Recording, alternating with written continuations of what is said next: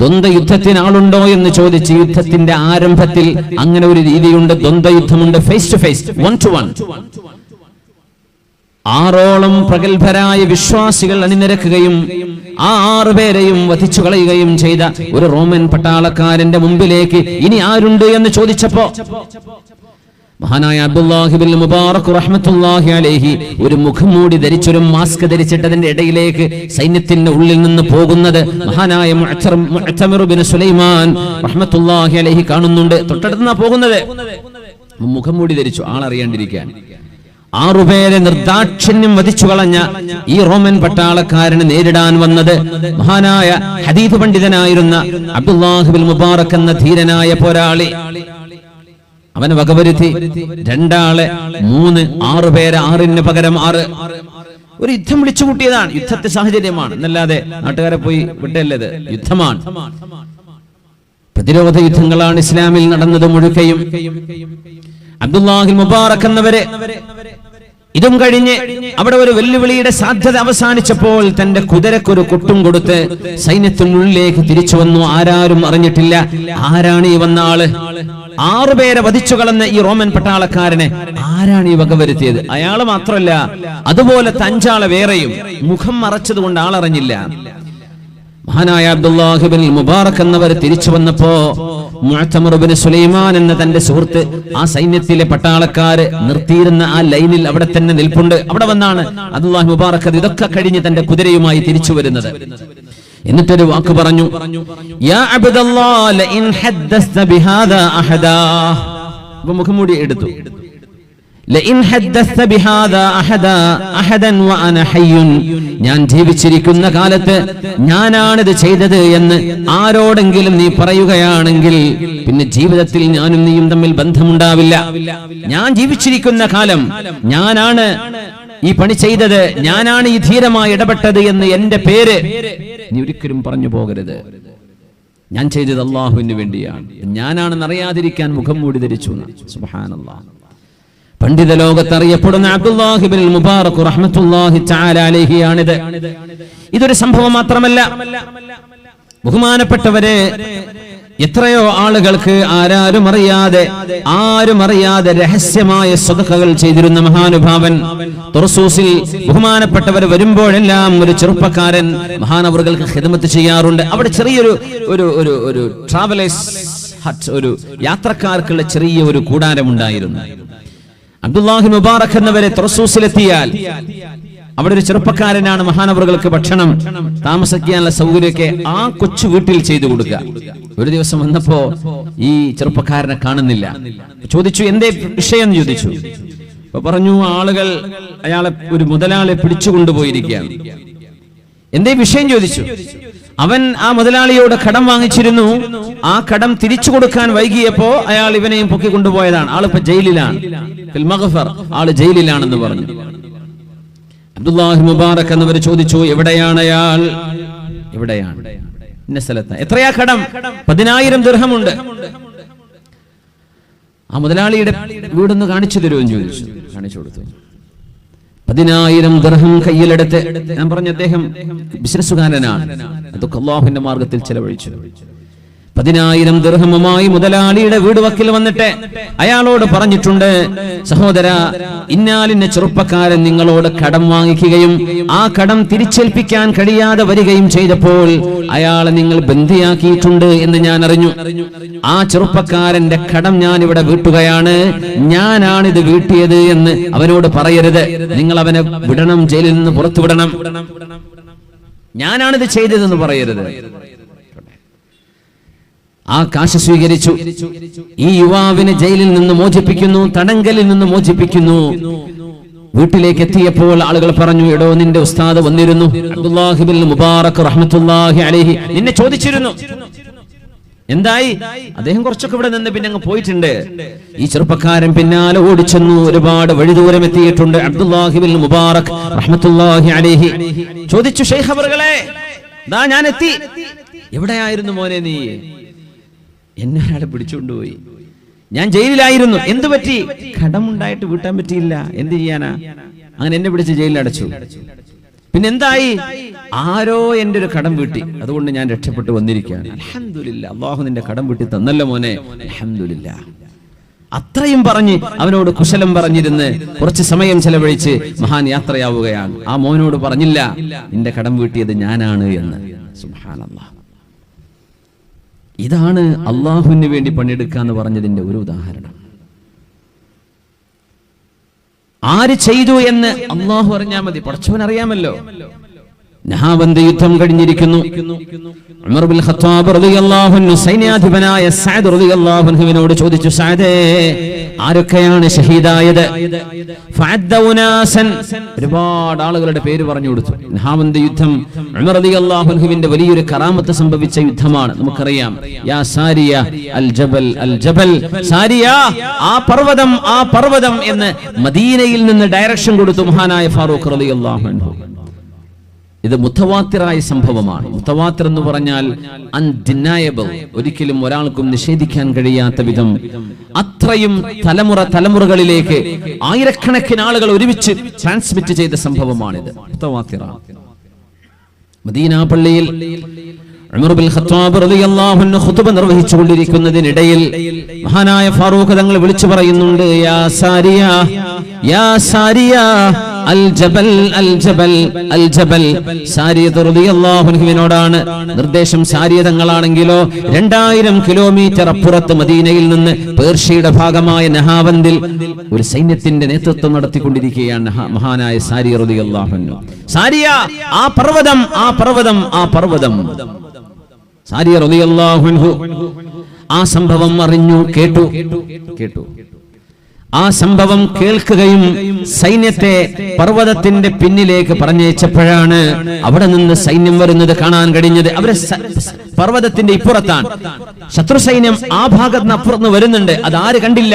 സാരിയ റളിയല്ലാഹു കണ്ടില്ല. പക്ഷേ അല്ലാഹു ഗൈബിന്റെ കണ്ണിലൂടെ കാണിച്ചു കൊടുത്തു മഹാനായ ഫാറൂഖ് റളിയല്ലാഹു അൻഹുവിന്. ഉമർ തങ്ങൾക്ക് മദീനയിലെ മിമ്പറിൽ വെച്ച് കണ്ടു. ഖുതുബന്റെ ഇടയിലായി പറഞ്ഞു കൊടുത്തത്, സാരിയ ആ പർവ്വതം ആ പർവ്വതം. നഹാബന്ദ യുദ്ധം വിജയിക്കാൻ കാരണമായത് പോലും ഫാറൂഖ് റളിയല്ലാഹു അൻഹുവിന്റെ ഈ നിർദ്ദേശമാണ്. സാരിയ റളിയല്ലാഹു അൻഹു തിരിച്ചു വന്നപ്പോൾ ഉമർ എന്നവർ ചോദിച്ചു, സാരിയ എങ്ങനെയുണ്ടായിരുന്നു നഹാബന്ദിലെ അനുഭവങ്ങൾ? അമീറുൽ മുഅ്മിനീൻ, നിങ്ങളുടെ ആ ശബ്ദം ഉച്ചനേരത്ത് ഞങ്ങൾ കേട്ടില്ലായിരുന്നുവെങ്കിൽ ഒരുപക്ഷെ അങ്ങയുടെ മുമ്പിലേക്ക് തിരിച്ചെത്താൻ ഈ സാരിയയോ എന്റെ കൂടെയുള്ള സ്വഹാബിമാരോ ഉണ്ടാകുമായിരുന്നില്ല. ഉമർ റളിയല്ലാഹു അൻഹു അത് കണ്ടതും സാരിയ റളിയല്ലാഹു അൻഹു അത് കേട്ടതും മിൻ ജുംലത്തിൽ കറാമാത്ത്, രണ്ട് മഹാന്മാരായ സ്വഹാബിമാർക്കുണ്ടായ കറാമത്തുകളാണ്. ആ യുദ്ധം കഴിഞ്ഞ് തിരിച്ചു വന്നിരിക്കുകയാണ് മദീനയിൽ. ആ സംഘത്തിലുണ്ട് മുസ്തജാബ് ദഅവയായ സ്വഹാബി സഅദ് ഇബ്നു അബി വഖാസ് റളിയല്ലാഹു അൻഹു. ഉമർ തങ്ങൾ ചോദിച്ചു, സഅദേ, ആരൊക്കെയാണ് നമ്മളോട് വിട പറഞ്ഞത്? ആരൊക്കെയാണ് ഷഹാദത്തിന്റെ ചിറകേറി അല്ലാഹുവിലേക്ക് യാത്രയായത്? ഫഅദ്ദ ഉനാസൻ, ഒരുപാട് ആളുകളുടെ പേര് പറഞ്ഞു കൊടുത്തു. ഉമറേ, ഇവരൊക്കെ ഷഹീദായി, ഇവർ ഷഹീദാണ്, ഇവർ ഷഹീദാണ്, ഇവർ ഷഹീദ്. സുമ്മമൻ, ഇനി ആരെങ്കിലും ഉണ്ടോ? ഫഅദ്ദ ഉനാസൻ, വീണ്ടും കുറെ ആൾക്കാരുടെ പേര് പറഞ്ഞു. ഇനി ആരെങ്കിലും ഉണ്ടോ? ഓർമ്മയുണ്ടോ ഇനി ആരെങ്കിലും വേറെ നിങ്ങളിൽ ഷഹീദായവർ? ഇവിടുന്ന് പോയി പിന്നെ നിങ്ങൾ അവരെ മറവ് ചെയ്തിട്ടാ പോരുന്നത്, അങ്ങനെ നിങ്ങൾക്ക് ഓർമ്മയുള്ളവർ ആരെങ്കിലും ഉണ്ടോ? അപ്പോഴും അവർ കുറെ പേര് പറഞ്ഞു കൊടുത്തു. പിന്നെ ചോദിച്ചു, ഇനി ആരെങ്കിലും ഉണ്ടോ? പറഞ്ഞു, വീണ്ടും ഉണ്ട് അമീറുൽ മുഅ്മിനീൻ, ലാ നഅരിഫുഹും, അവരുടെ പേരെന്താണെന്ന് ഞങ്ങൾക്കറിയില്ല. ഇത് പറഞ്ഞപ്പോ ഉമർ ബിൻ ഖത്താബ് റളിയല്ലാഹു അൻഹു കരഞ്ഞു. അല്ലാഹു അറഫഹും, സഅദേ, അവരുടെ പേര് നിങ്ങൾക്കറിഞ്ഞില്ലെങ്കിൽ എന്താണ്? അല്ലാഹുവിനറിയും ആരൊക്കെയാണതെന്ന്. അല്ലാഹു അറഫഹും, അവരാരാണെന്ന് അല്ലാഹുവിനറിയാമല്ലോ സഅദേ. പേര് നിങ്ങൾക്കറിയില്ലായിരിക്കാം, പക്ഷെ അല്ലാഹുവിനറിയാം, അത് മതി. വഇൽമുല്ലാഹി യുഗ്നി അൻ കുല്ലി ഷൈ, അല്ലാഹുവിനറിയുമല്ലോ, അത് മതി സഅദേ, മതി എന്ന് പറഞ്ഞ് ഫാറൂഖ് റളിയല്ലാഹു അൻഹു അറിയപ്പെടാത്ത പാവങ്ങൾ ദീനിന് വേണ്ടി ചെയ്ത സേവനത്തെ അനുസ്മരിച്ചുകൊണ്ട് അവരുടെ പേര് പോലും അറിയില്ലല്ലേ, പക്ഷെ അവരെ അല്ലാഹുവിനറിയാം എന്ന് പറഞ്ഞ് കരഞ്ഞിട്ടുണ്ട്. ബകാ ഉമർ ബുകാഅൻ ശദീദാ, പൊട്ടിക്കരഞ്ഞു പോയിട്ടുണ്ട് ഉമർ ബിൻ ഖത്താബ് റളിയല്ലാഹു അൻഹു. എന്തേ? പേരറിഞ്ഞില്ലെങ്കിൽ എന്താ? നമ്മളൊരു പള്ളിക്ക് ഒരു മൂത്രപ്പുര ഉണ്ടാക്കി കൊടുത്താൽ അവിടെ ഒരു മാർബിൾ ഫലകത്തിലെങ്കിലും നമ്മുടെ പേര് എഴുതി വെക്കണം, അല്ലേ? ഒരു കിണർ കുഴിച്ചു കൊടുത്താൽ അവിടെ എഴുതി വെക്കണം പേര്, ഇത് ആര് സ്പോൺസർ ചെയ്തതാണ്. ആ പേര് വെച്ചില്ലെങ്കിൽ കാശനെ തിരിച്ചു കൊടുത്തില്ല എന്നൊരു പള്ളി കമ്മിറ്റി കടത്തിലായി പോകും. സുബ്ഹാനല്ലാഹ്. വാഗ്ദത്തം ചെയ്തവർ തിരിച്ചു കൊടുക്കുന്നില്ല. എന്തേ? എന്റെ പേരവിടെ വായിച്ചിട്ടില്ലല്ലോ. അല്ലാഹുവേ, ഈ പേരിവിടെ വായിച്ചിട്ട് എന്താ നമുക്ക് ലഭിക്കാനുള്ളത്? അള്ളാഹുവിന്റെ അടുത്തുള്ള പ്രതിഫലം മാത്രം കാക്ഷിച്ച് ചെയ്യാൻ നമുക്ക് പറ്റുമോ കർമ്മങ്ങൾ? എന്നാൽ പിന്നെ കുറഞ്ഞ കർമ്മങ്ങൾ കൂടെ നമുക്ക് രക്ഷപ്പെടാൻ കഴിയും. അള്ളാഹു നമ്മെ രക്ഷപ്പെടുത്തി തരട്ടെ. ഒരുപാട് വേണമെന്നില്ല. ഒരുപക്ഷെ ഒരു ഉറുമ്പിനോളം വരുന്ന ചെറിയ അമൽ കൊണ്ടായിരിക്കാം അള്ളാഹു നമ്മളെ രക്ഷപ്പെടുത്തുന്നത്. ഒരു ഉറുമ്പിനോളം വരുന്ന ചെറിയ അമൽ. ഇഖ്ലാസ് ഉണ്ടെങ്കിൽ അത് മതി. ഇഖ്ലാസ് ഉണ്ടെങ്കിൽ അത് മതി. സുബൈദ ബീവി റളിയല്ലാഹു അൻഹാ ഹാറൂൻ റഷീദ് എന്ന് പറയുന്ന ഇസ്ലാമിക ലോകത്ത് അറിയപ്പെട്ട പ്രഗത്ഭനായ ഭരണാധികാരിയുടെ ഭാര്യയാണ് സുബൈദ ബീവി. അവർ ഇറാഖിലാണ്, ബഗ്ദാദിലാണ്. വലിയ കൊട്ടാരത്തിൽ ജീവിച്ച മഹദിയാണ്. ചൈന വരെ ഇസ്ലാമിക സാമ്രാജ്യം വ്യാപിച്ചിരുന്നിരുന്നൊരു കാലത്തെ ഇസ്ലാമിക ഖലീഫയാണ് അമീറുൽ മുഅ്മിനീൻ ഹാറൂൻ റഷീദ്. അവരുടെ പേര് കേൾക്കുമ്പോൾ റഹ്മത്തുള്ളാഹി അലൈഹി എന്ന് മഹാന്മാർ പറയാറുണ്ട്. അങ്ങനെ എല്ലാവർക്കും എന്ന് പറയില്ല അമവി അബ്ബാസി ഭരണാധികാരികളിൽ. പക്ഷേ ഉമർ ഇബ്നു അബ്ദുൽ അസീസ് റളിയല്ലാഹു അൻഹു, അതുപോലെ ഹാറൂൻ റഷീദ് റഹ്മത്തുള്ളാഹി അലൈഹി, അവർക്കൊക്കെ റഹ്മത്ത് ചെല്ലാൻ പറ്റും. മഹാനാണ്. ഭാര്യ 508 കിലോ സ്വർണമാണ്. 508 കിലോ സ്വർണം ചെലവഴിച്ചത്. എവിടെ? ഹജ്ജിന് വന്നപ്പോ മഹദി വലിയൊരു ആൾക്കൂട്ടത്തോടുകൂടെ ഹജ്ജിന് വന്നിരിക്കുകയാണ്. അപ്പോ അറഫയിലും മിനായിലും മുസ്ദലിഫയിലും നൂറുകണക്കിന് ഹാജിമാർക്ക് വെള്ളമില്ല കുടിക്കാൻ. ആ മഹദി പറഞ്ഞു, ഇവിടെ ഒരു കിണറുണ്ടെങ്കിൽ അതിൽ നിന്നൊരു അരുവിയായി ഒരു സ്ട്രീം, ഒരു കനാൽ അറഫയിലേക്ക്, മുസ്ദലിഫയിലേക്ക്, ഹറമിലേക്ക് ഞാൻ എന്റെ ചെലവിൽ ഉണ്ടാക്കി കൊടുക്കാം. അങ്ങനെ കിണർ കിട്ടി ത്വായിഫിന്റെ മലഞ്ചെരുവിന്റെ താഴ്വാരത്ത്. ആ കിണർ കുഴിച്ചു, അതിൽ നിന്ന് വെള്ളമെടുത്തു. ആ വെള്ളം ത്വായിഫിൽ നിന്ന് 40-50 കിലോമീറ്റർ യാത്ര ചെയ്ത് അറഫയിലും മുസ്ദലിഫയിലും മിനായിലും എത്തി ഹറമിലേക്ക്, മക്കയിലേക്ക് പോകുന്ന ഒരു കനാൽ. ആ കനാലിന്റെ അവശിഷ്ടം ഇന്നുമുണ്ട്. അറഫയിൽ ചെന്ന് നമ്മൾ കാണുമ്പോ ഐന് സുബൈദ എന്നാണ് അതിന്റെ പേര്. ഇന്നുമുണ്ട്. ആ മലയിൽ ചെറിയൊരു മതിൽ കെട്ടുണ്ട് ആ ഒരു കനാലിന്റെ. ഇന്നും അതിന്റെ ശേഷിപ്പുകൾ ബാക്കിയുണ്ട്. 508 കിലോ സ്വർണമാണ് മഹദി അതിന് മാത്രം ചെലവഴിച്ചത്. 508 പവനല്ല, 508 കിലോ സ്വർണം. അന്ന് ചെലവഴിച്ച സ്വർണത്തിന്റെ ഭാരം മഹാന്മാർ കണക്ക് കൂട്ടി. നമ്മൾ മദ്രസയ്ക്ക് വേണ്ടിയോ പള്ളിക്ക് വേണ്ടിയോ ഒരു ദീനി സംരംഭത്തിന് വേണ്ടിയോ കൊടുക്കുമ്പോഴേക്കും നമ്മുടെ കൈയൊക്കെ പറക്കും, ആകെ വറച്ച്. സുബ്ഹാനല്ലാഹ്. അത്രയും ഈമാനുള്ളവർക്ക് നമ്മൾ ഏറ്റവും ഇഷ്ടപ്പെടുന്നത് അള്ളാഹുവിന് വേണ്ടി കൊടുക്കാൻ കഴിയുന്ന മഹദി കൊടുത്തു. വലിയ വലിയ സംഭവമായിരുന്നു ലോകത്തത്. മഹദി വഫാത്തായി. മകൻ അമീൻ ഉമ്മയെ സ്വപ്നത്തിൽ കണ്ടു. ആത്മീയ ലോകവുമായി ആത്മാക്കൾക്ക് കമ്മ്യൂണിക്കേഷൻ ചെയ്യാൻ അത് മറ്റൊരു വിഷയമാണ്. അമീൻ ഉമ്മയോട് ചോദിച്ചു, എങ്ങനെയുണ്ടുമ്മ, ഖബറിലെ ജീവിതം എങ്ങനെയുണ്ട്? ഇതൊരു ബർസഖിയായ ലോകമാണ്. കണ്ണുകൊണ്ട് കാണാൻ കഴിയാത്ത ഒരു ലോകമാണ് ഖബറിന്റേത്. അവിടെ നടക്കുന്നതൊന്നുമേ ഭൗതികമായ നമ്മുടെ ഫിസിക്കൽ ഡൈമെൻഷൻസ് വെച്ചുകൊണ്ട് ഒരിക്കലും അളന്ന് മനസ്സിലാക്കുക സാധ്യമല്ല. ഉമ്മയോട് ചോദിച്ചുമ്മ എങ്ങനെയുണ്ട്? മോനെ, ഞാനങ്ങ് കുടുങ്ങുമായിരുന്നു മോനെ. അള്ളാഹു എന്നെ രക്ഷപ്പെടുത്തി. അതെന്തേ ഉമ്മ? ഐന് സുബൈദ എന്ന നിങ്ങളുടെ കനാൽ, ആയിരക്കണക്കിന് ഹാജിമാർ വെള്ളം കുടിക്കുന്ന കനാൽ, 500 കിലോയേറെ ഭാരമുള്ള സ്വർണം നിങ്ങൾ ചെലവഴിച്ചു. വലിയ പള്ളി ഉണ്ടാക്കിയാൽ അറിയപ്പെടാൻ ആഗ്രഹിക്കുകയില്ല, ഇത് ഞാൻ ഉണ്ടാക്കിയതാണ്, എന്റെ സ്ഥാപനമാണ്, ഞാനാണ് ഇതിന് ഫണ്ടിങ് ചെയ്തത് എന്ന് പറയാൻ മനുഷ്യന്റെ മനസ്സ് കൊതിച്ചു പോകും. നമ്മൾ മനുഷ്യരാണ്. സുബൈദ ബീവിക്കും അങ്ങനെ ഒരു തോന്നൽ വന്നു. തന്റെ സമ്പത്ത് കൊണ്ട് ചെലവഴിച്ച ആ ഒരു വലിയ ഒരു വിപ്ലവകരമായ ഒരു സംഭവം. മഹദി സ്നേഹത്തോടെ പ്രശസ്തിയെ കുറിച്ച് ആഗ്രഹിച്ചു. പ്രശസ്തി ലഭിക്കുകയും ചെയ്തു. മോനെ, അതൊന്നുമല്ല ഉമ്മാക്ക് ഉപകാരപ്പെട്ടത്. ഇതൊക്കെ പോയി മോനെ, ആ കാശ് മുഴുവൻ ലാപ്സായി പോയി. സുബ്ഹാന ജല്ല ജലാലു. അത് പോയി മോനെ. 508 കിലോ സ്വർണം പോയി. അള്ളാഹു സ്വീകരിച്ചിട്ടില്ല എന്ന് അറിഞ്ഞത്. സുബ്ഹാനല്ലാഹ്. ഖബറിലെത്തുമ്പോൾ ചെറിയ ചെറിയ സ്വർഗ്ഗലോകത്തെ ഹിസാബിന്റെ ചില മിനിയേച്ചറുകൾ അള്ളാഹു ഖബറിൽ നടത്തി കൊടുക്കുന്നുണ്ടെന്നാണ്. പിന്നെന്തേ ഉമ്മ?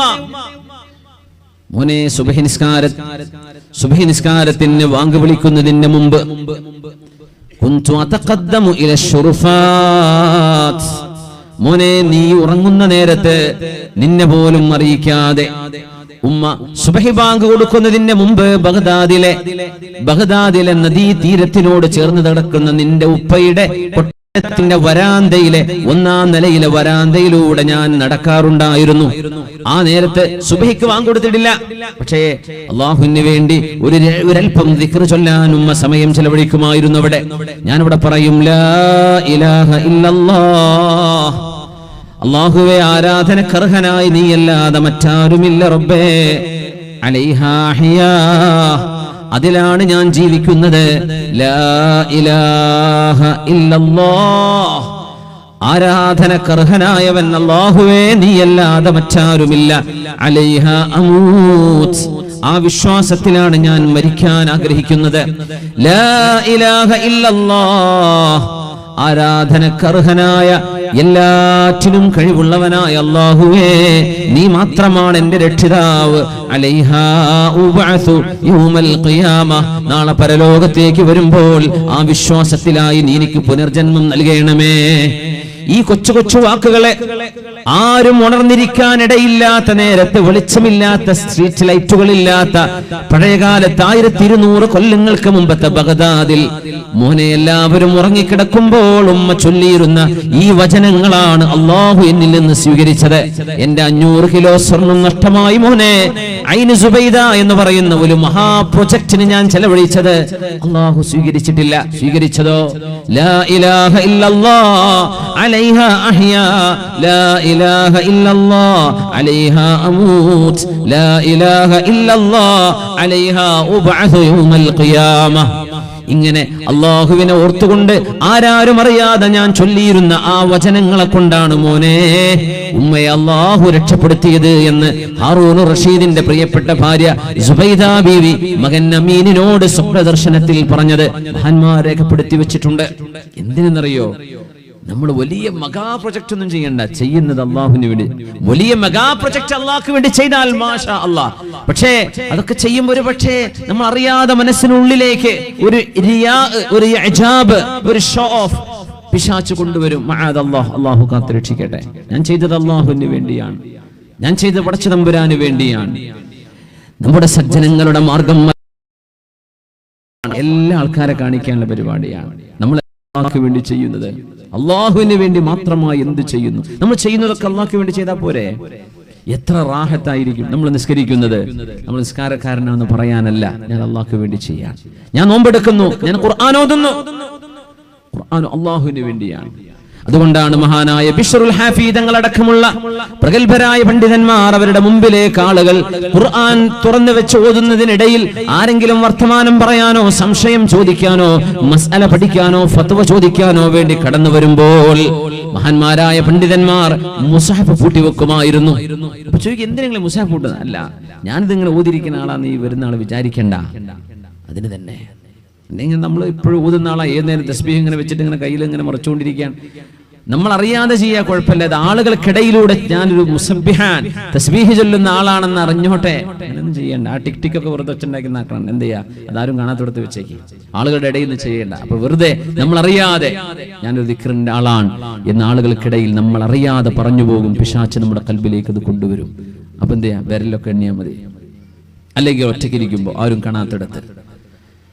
അബ്ദുല്ലാഹി ബിൻ മുബാറക് റഹ്മത്തുള്ളാഹി തആല അലൈഹി കടം വീട്ടി കൊടുത്തത് മഹാനവറുകൾ റോമക്കാരുമായി പടപൊരുതിയപ്പോൾ ആരാണ് പടയാളി എന്നറിയാത്ത വിധം മുഖം മറച്ചുകൊണ്ട് ധർമ്മസമരം ചെയ്തത്. സുബൈദ ബീവി ആരാരും അറിയാതെ സുബഹി നിസ്കാരത്തിന് വാങ്ക് കൊടുക്കുന്നതിന് മുമ്പ് കൊട്ടാര വരാന്തയുടെ 1-ാം നിലയിലെ മാളികയിലെ വരാന്തയിലൂടെ നടക്കുമ്പോൾ ചൊല്ലിയ ഏതാനും വചനങ്ങളാണ് അല്ലാഹു നാളെ സ്വീകരിക്കുന്നത് എന്ന് മഹത്തുക്കളായ ആളുകൾ അത് വിശകലനം ചെയ്ത് നമ്മ പഠിപ്പിക്കുമ്പോൾ ഒരു കാര്യം നമ്മൾ ഓർക്കണം, അള്ളാഹുവിന് വേണ്ടി ചെയ്യുന്നത് മാത്രമേ ലോകത്ത് ബാക്കിയാകുന്നുള്ളൂ. ബാക്കിയൊക്കെ പറയപ്പെട്ടു പോകും, പക്ഷേ ജനങ്ങളുടെ കൽബിലേക്ക് അതിന്റെ അഥറുണ്ടാവില്ല. ആളുകളൊക്കെ പറയും ആള് പൊങ്ങച്ചക്കാരനാ, ആളത് പറഞ്ഞിട്ടൊന്നുമല്ല, പക്ഷെ ഉള്ളിൽ പൊങ്ങച്ചമുള്ളത് അള്ളാഹു പുറത്തു കൊണ്ടുവരുന്നതാണ്. സുബ്ഹാന ജല്ല ജലാലു. അങ്ങനെയാണ്. എത്ര ആളുകളെ നമ്മൾ ഇഷ്ടപ്പെടും. ചില ആളുകളൊക്കെ മരിച്ചാൽ ഒരുപാട് ആളുകൾ ജനാസക്ക് വരും. ചില ഉമ്മമാർ നാട് കാണാത്ത വിധം ജനബാഹുല്യ, ആ ഉമ്മയെ ആർക്കും അറിയില്ല, ആ ഉമ്മയെ ആരും കണ്ടിട്ടില്ല. ജീവിച്ചിരിക്കുന്ന കാലത്ത് ഒരു പ്രശസ്തയായ ഉമ്മയൊന്നും അല്ല, പക്ഷെ മരിച്ചപ്പോഴേ നമ്മുടെ മഹല്ല് ജമാഅത്ത് കണ്ടതിൽ വെച്ച് ഏറ്റവും വലിയ ജനാസ നിസ്കാരം ആ ഉമ്മാക്ക് കിട്ടി എന്നൊക്കെ പറയാറില്ലേ? ആ ഉപ്പാക്ക് കിട്ടി, ആ ചെറുപ്പക്കാരന് കിട്ടി. എന്തേ കാരണം? ആരും അറിയണ്ടെന്ന് വിചാരിച്ച് അള്ളാഹ്ക്ക് വേണ്ടി ചെയ്തതാണ്. മരിച്ചു കഴിഞ്ഞപ്പോ അള്ളാഹു ജനങ്ങളുടെ ഖൽബിലിട്ട് കൊടുത്തു, നിങ്ങൾ അവർക്ക് പോയി നിസ്കരിച്ചു കൊടുക്കണം. അൻതും ശുഫആഉല്ലാഹി, നിങ്ങൾ അള്ളാഹുവിനോട് ശഫാഅത്ത് ചെയ്യുന്നവരാണ് ഹബീബിന്റെ ഉമ്മത്തിൽ, അതുകൊണ്ട് പോയി നിസ്കരിക്കേ എന്ന് അള്ളാഹു നമ്മളെ ഏൽപ്പിക്കുകയാണ്. ഇത് അള്ളാഹുവിന്റെ തീരുമാനമാണ്. അതുകൊണ്ടാണ് പരിശുദ്ധ റസൂലുള്ളാഹി സ്വല്ലല്ലാഹു അലൈഹി വസല്ലം തങ്ങൾ പറയുമായിരുന്നു, മൻ ഗസാ യൻവി ഖാലൻ ഫലഹു മാ നവാ. നിങ്ങൾ ആരെങ്കിലും സ്വന്തം ജീവൻ കൊടുക്കുന്ന യുദ്ധം നടക്കുന്നതാണെന്ന് സങ്കല്പിക്കുക. ആ യുദ്ധസമയത്ത് പോലും യൻവി ഖാലൻ, ഗനീമത്ത് സ്വത്തായി ലഭിക്കുന്ന മൃഗങ്ങളുടെ ഒരു കയറ്, ഒരു മൂക്ക് കയറെങ്കിലും എനിക്ക് ഇവിടെ നിന്ന് സ്വത്ത് വേണമെന്ന് ആഗ്രഹിച്ചുകൊണ്ടാണ് ധർമ്മസമരത്തിന് വരുന്നതെങ്കിൽ ഫലഹു മാ നവാ, അവൻ നിയ്യത്ത് ചെയ്തതേ അവൻ ഉണ്ടാകൂ എന്ന് പരിശുദ്ധ റസൂലുള്ളാഹി സ്വല്ലല്ലാഹു അലൈഹി വസല്ലം. നിങ്ങൾ ഉദ്ദേശിച്ചതേ ഉണ്ടാകൂ. അതുകൊണ്ട് നമ്മൾ സജ്ജനങ്ങളുടെ ജീവിതങ്ങളിലേക്കൊന്ന് എത്തി നോക്കുകയാണ്. മഹാനായ ഹസനുൽ ബസ്രി റളിയല്ലാഹു അൻഹു ബസ്രയിൽ ജീവിച്ചിരിക്കുന്ന കാലം അന്നത്തെ ഭരണാധികാരിയാണ് മസ്ലമത്ത് ഇബ്നു അബ്ദുൽ മലിക്. മസ്ലമത്ത് ഇബ്നു അബ്ദുൽ മലിക് അദ്ദേഹം തന്റെ മന്ത്രിയായ ഖാലിദ് ഇബ്നു സഫ്വാനെ വിളിച്ചിട്ട് പറഞ്ഞു, ഖാലിദേ അഖ്ബിർനി അൻ ഹസനി അഹ്ലിൽ ബസ്റ, ബസ്റക്കാരറിയുന്ന ഹസനുൽ ബസ്രിയെ എനിക്കൊന്ന് പറഞ്ഞു തരണം. അദ്ദേഹം എങ്ങനെയാണ്? ഹസനുൽ ബസ്രിയെ ഒന്ന് പരിചയപ്പെടുത്തി തരണം. ഹസനുൽ ബസ്രിയെ കുറിച്ച് ഖാലിദ് ഇബ്നു സഫ്വാൻ എന്നവരെ മസ്ലമത്ത് ഇബ്നു അബ്ദുൽ മലിക് എന്ന ഭരണാധികാരിയോട് പറഞ്ഞു കൊടുക്കുന്നു, ഉഖ്ബിറുക അൻഹു ബിഇൽമിൻ, എനിക്ക് ഹസനുൽ ബസ്രിയെ നന്നായിട്ടറിയാം. അന ജാറുഹു ഇലാ ജംബിഹി, ഞാൻ അയാളുടെ അയൽവാസിയാണ്. വജലീസുഹു ഫീ മജ്ലിസി, കൂടെ ഇരിക്കുന്ന ആളാണ്. കൂടെ ഇരിക്കുന്ന ആൾക്കും അയൽവാസിക്കാണ് ഒരാളുടെ ശരിയായ സ്വഭാവം അറിയാൻ പറ്റുള്ളൂ. അതുകൊണ്ടാണ് ഫാറൂഖ് റളിയല്ലാഹു അൻഹുവിന്റെ മുമ്പിൽ, ഉമർ റളിയല്ലാഹു അൻഹുവിന്റെ മുമ്പിൽ ഒരു കേസ് വന്നപ്പോ ഫാറൂഖ് റളിയല്ലാഹു അൻഹു ചോദിച്ചുവല്ലോ, നിനക്ക് സാക്ഷിയുണ്ടോ? ആ സാക്ഷിയുണ്ട്. ആരാ? ഇതാ ഒരാൾ, നാളെ വിളിക്ക്. ആ സാക്ഷിയോട് ചോദിച്ചു, ഈ പറയുന്ന ആളെ നീ അറിയോ?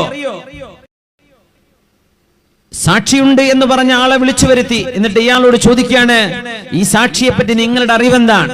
ഉമർ തങ്ങൾ ചോദിച്ചു, ഹൽ ജാവറതഹു, നിങ്ങൾ അയാളുടെ അയൽവാസിയായിട്ട് ജീവിച്ചിട്ടുണ്ടോ?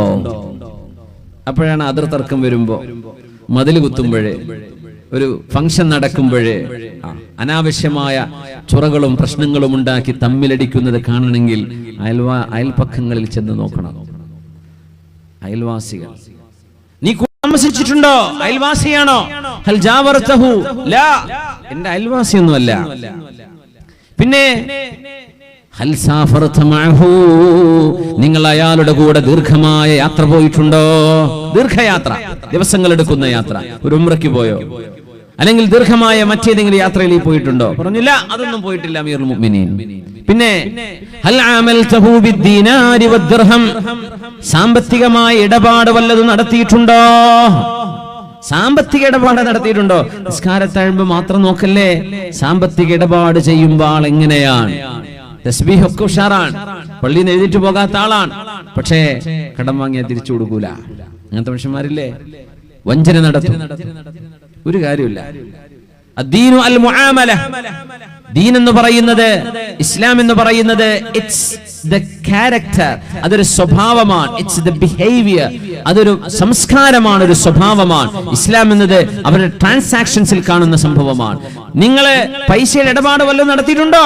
പറഞ്ഞു, ഇല്ല, അതൊന്നും നടത്തിയിട്ടില്ല.